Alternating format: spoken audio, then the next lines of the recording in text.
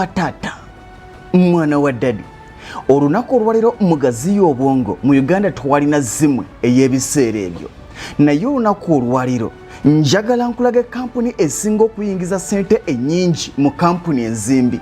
Eno si ndala ye kampuni y'Abachina eya China Communications Construction Company Limited kodrosi. Eno kampuni gy'olaba eri mu kudizayininga n'okuzimba ebizimbe eby'enjawulo, ezimba zitano, ezimba entindo, ezimba zi highways, ezimba enguudo z'eggaali z'omukka, ezimba ebisaawe, ezimba emyalo, zisabwe n'endala. Kampuni gye twogerako eya China Communications Construction Company simpya ne mu ggwanga erya Uganda mweri ezimbye enguudo ez'enjawulo okwetoola ensi yonna.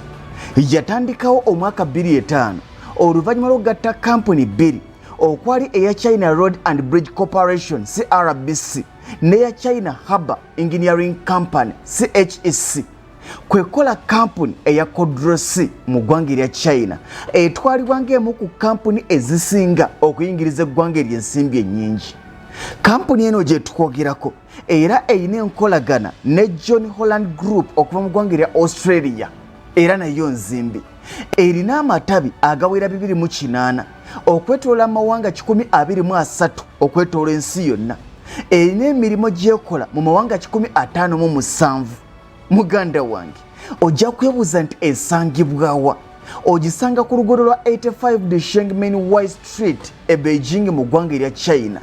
Eno gy'olaba erina abakozi 11,800 ng'abawoba obuwero tobataddeeko 11,800 be ba contract. Omwaka gumu eyingiza obuwumbi bwa dola eza America 7 mu za Uganda ze trillioni 251 n'obuwumbi 577 n'obukadde 2. Kitegeeza nti kampuni obukampuni omwaka gumu sente zeeyingiza zikola embalirira ya Uganda eggwanga eddamba okumala emyaka 5 n'emyezi 8 ne zikola embalirira ya Kampala ekibuga kya Uganda ekikulu okumala emyaka 718.